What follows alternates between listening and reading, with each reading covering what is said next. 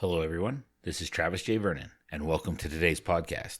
It has been a crazy summer so far. We're into the middle of July, and I've been on the river for so many days. A lot of double days, morning half days, afternoon half days, evening trips, full day trips. A lot of days in the drift boat. About halfway through the summer of fishing, and then I'll transition into the couple months of big game. And it's been a really fun season. We've had some decent hatches. I wouldn't say there's been any hatches that have just been absolutely amazing. The Mother's Day caddis never really came off. We had a few really good days of green drakes, and we've had some decent caddis, some PMDs coming off, but nothing that's just been wow. But it has been a lot of fun. And over the last couple days, I've noticed a trend amongst the anglers that I've been fishing with, where they're trying so hard to control everything. And I just thought it was interesting. So I paid more attention to it. I'm sure that everybody's been doing it to some extent. But it's interesting to see how people get it in their head exactly how something's supposed to go. And then they do everything in their power to make it happen. So if they see a fish on the far side of the bank, or they think on the far side that's where the fish is going to be, it doesn't matter what I say or what I do. They're going to cast over to that far fish. Even if it spooks every other fish in the pool, they want that fish. And it's just been interesting. I've been working on how can I explain to people that if they start on the inside and work across the stream, that they'll catch more fish. They can still catch that fish they saw on the other side. But if they're more patient and thorough and don't have it in their head that it has to go a certain way, that they'll actually be more successful. I wonder how often we do that in everyday life, where our mind's eye has foreseen something or we envision something a specific way. And then we focus so much on making it happen like that when it doesn't happen the way we've envisioned, we think it's a failure or we're not prepared when the opportunity comes. I've seen so many anglers over this last week make a cast. It didn't go where they wanted it to go. And they apologized to me. I don't care. So I started to say, you can catch a fish on a bad cast. Or just because it's not where you wanted it to go doesn't mean it's not where the fish wants it. I guess it's kind of like a bad haircut. Most guys, their hair grows fast enough that the difference between a bad haircut and a good haircut is just the next haircut. The difference between a bad cast and a good cast is your next cast. But I don't care if it lands perfect, or even if it's exactly how you wanted it to be.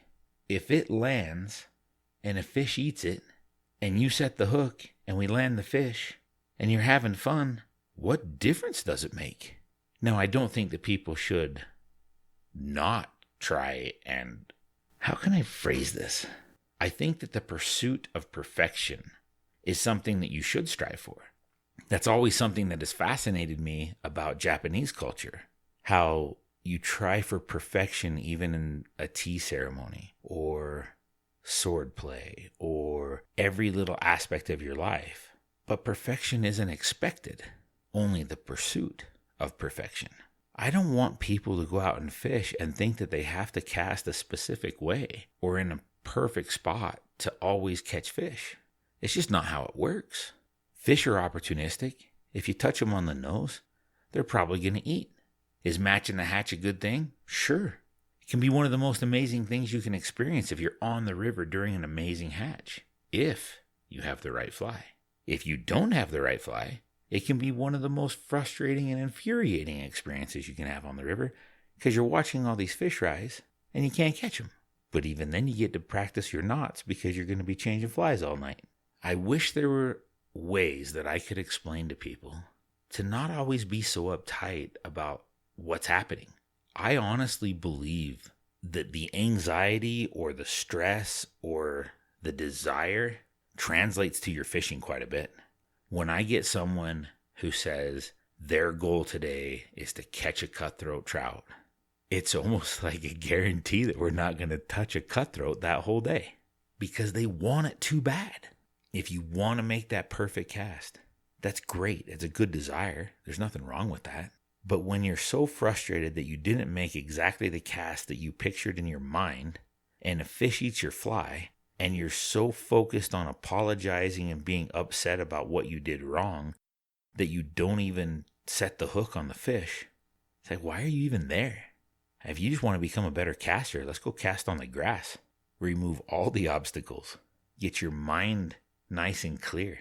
But I think that's why I like high mountain, small streams and dry fly fishing for trout. It's little pockets of chaos, one after another, after another, after another. It's technical. The fish are spooky. You have to sneak up. You have to have, I won't even say the right fly. You have to a fly. They'll eat just about anything. And yesterday I got into a spot where there was a giant log jam / beaver pond. The beaver was trying to dam the stream. It's not really working very well because of the high runoff in the spring. And there's a series of log jams and beaver dams, and every single one of those has cutthroats, brookies, and grayling in it. And we had an absolute ball catching those fish. We had fish coming out of nowhere to grab flies. We'd be casting for a fish that we could see, and a different fish would eat it and spook the fish we were trying for. It was just fun, but it was chaos. There was no way to anticipate what was going to happen. And I think I liked it better because of that. I'm just not sure how to get people out of their own head, to not think so much, and just fish. I mean, that's all we're trying to do, right? We're standing in a stream, waving a stick, with an imitation of a bug that we've put on a hook made out of fur and feathers, spending hundreds and thousands of dollars on equipment to catch a fish, to feel the elation and that moment of joy for success, to turn around and let the fish go, and then to do it again. But I like it. I love watching others be successful. That's my favorite thing about being a guide. I've caught plenty of fish. I don't need to catch more fish. I've hunted plenty of animals. I don't need to do that. It's still fun for me, but it's even more satisfying and more gratifying for me to watch others succeed. I had a young lady last week that caught the very first fish she's ever caught in her life. Now, this is a mid-20s person. Never been fishing, never caught a fish. That was super fun for me, just to see how excited she got. I had another young girl that was fishing with her father, and the river is a little dicey in some spots. And I walked over and reached out my hand. I said, "Let me help you." Because her father was downstream, I was going to help her wade back to shore so we could walk down and check on her dad and see how he was doing. And she said, No, I've got it. I don't need your help. I'm not going to force it on people. So I said, okay. And I walked ashore. I turned around to see her stumble and slow motion fall into the river. I jump back out in the water, try to get to her before she fills her waders, to no avail. She begins the gasping because that cold water starts flowing onto the inside. And I catch her arm and I help her up and I smile at her. She says, "It's so cold." I'm like, that's fine. Sometimes we let our pride get in the way of letting other people help us. I don't think less of someone that they need help with from me to wade the river or tie a knot. Spent the entire day yesterday teaching a gentleman who was relatively new to fly fishing how to read water, how to understand where the fish are and what to do. And at the same time, I had to explain to him there's going to be anomalies all the time.